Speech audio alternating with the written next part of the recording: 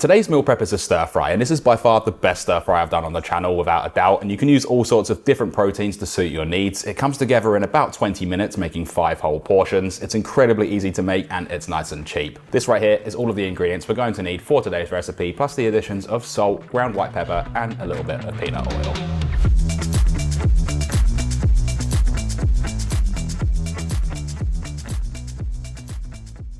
So we'll start this off with 700 grams or 1.5 pounds of peeled and deveined prawns. These can be added into a bowl and just try and get these as dry as possible. To help sear them and thicken our sauce, add in 1 teaspoon of corn flour, also known as cornstarch.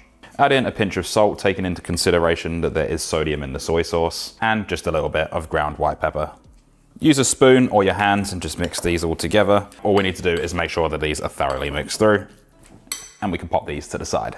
For the sauce, we're going to use 3 tablespoons or 60 grams of oyster sauce, 2 tablespoons or 40 milliliters of light soy sauce, 1 tablespoon or 20 milliliters of dark soy sauce, and those are both interchangeable. You can use one for the other. The dark soy sauce just helps with color.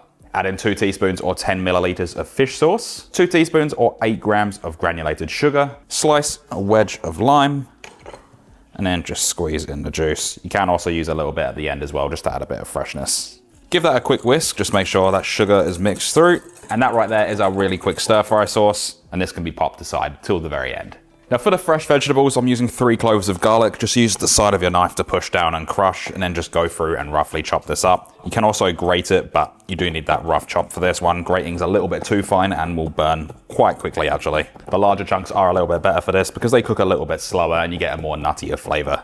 All we're looking for is something that looks like this. Next is 1 long red chili. It is completely optional. These aren't spicy in the slightest, to be honest with you. They're actually more sweet.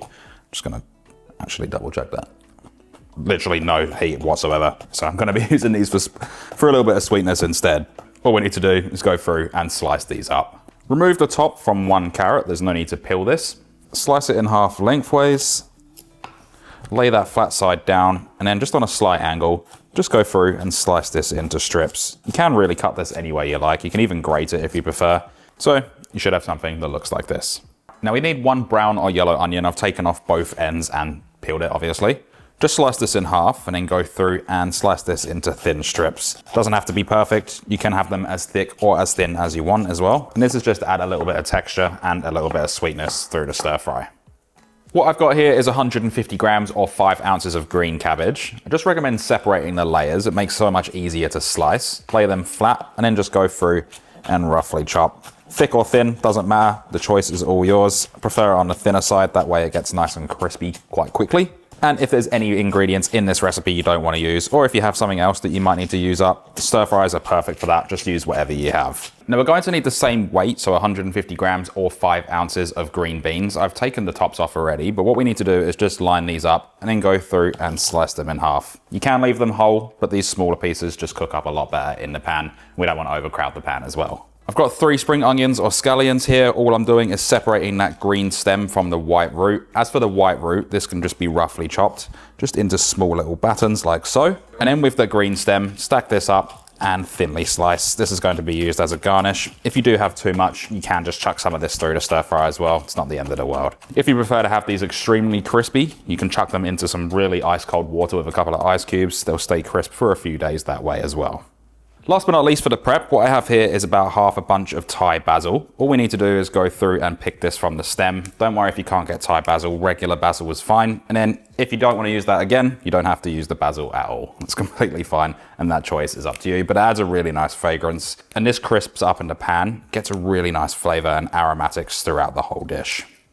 One last thing is the noodles. I'm using 450 grams of fresh Hokkien noodles, and these are wok ready, so I don't need to do anything beforehand. And if you are using fresh or dry, and you can use any noodle of your choice, by the way, just make sure you follow the packet instructions and cook them for about 2 minutes less than what they say. Now we'll place a wok over a high heat, and once the wok is properly heated and just starting to smoke, I'm adding in a tablespoon of neutral oil, which I'm using peanut oil. Straight after that, the prawns go in, spread them out in a single layer that gives them direct contact with the hot surface and helps them sear instead of steaming. Keep the heat high and don't stir too much at the start. Let one side get a bit of color before turning them around. After about a minute and a half, they'll start turning pink and curling. That's the cue to then flip them. We're only looking for 2 minutes of cooking here, just until they're opaque. Any longer, they'll start tightening up and go chewy. As soon as they're done, take them straight out of the wok and set them aside, and place that wok back over a high heat and add in a touch more oil, another 1 tablespoon of peanut oil, and now we'll build the flavor base. First to go in is garlic and chili. That can go straight into the hot oil. You'll smell it instantly. We only need to cook this for about 20 to 30 seconds. If we go longer, the garlic will burn and turn bitter. The chili heats the oil and gives that gentle background spice, but like I said, these chilies aren't even that spicy. Next up, the carrot, the onion, the green beans and cabbage, they all go in. Add them all at once and keep the wok moving. The idea is to cook them quickly so they soften up just slightly but hold their crunch. You'll notice the colors brighten, and that's exactly where we want them. We only need to cook this for about 2 minutes. We can now add the noodles straight in and add the sauce straight over the top, which is the oyster, soy, dark soy sauce, fish sauce, lime and sugar. It hits the wok and starts to bubble instantly. Toss the vegetables and noodles through so everything is coated, and we only need to do this for about a minute.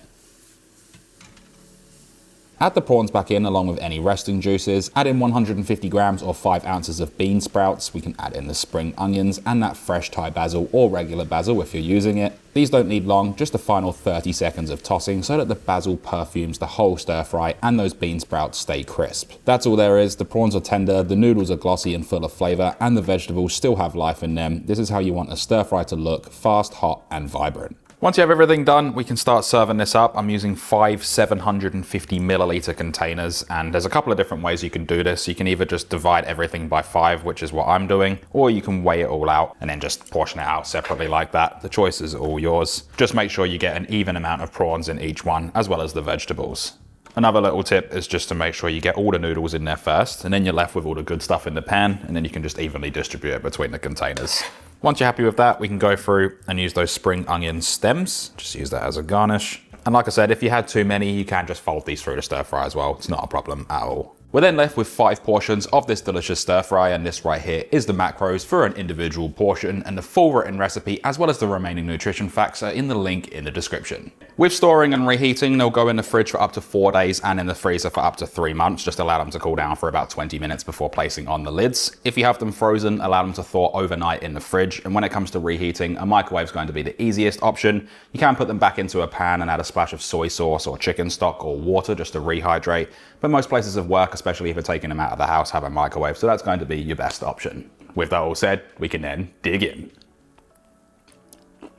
That right there is absolutely incredible. It's aromatic, it's flavorful, it has a beautiful texture. The Thai basil really does change the game. Of course, if you can't get hold of that, you can use regular basil, and if you don't want to use either of them, it is still fantastic without. Can't wait for you guys to try this yourself, and thank you so much for watching.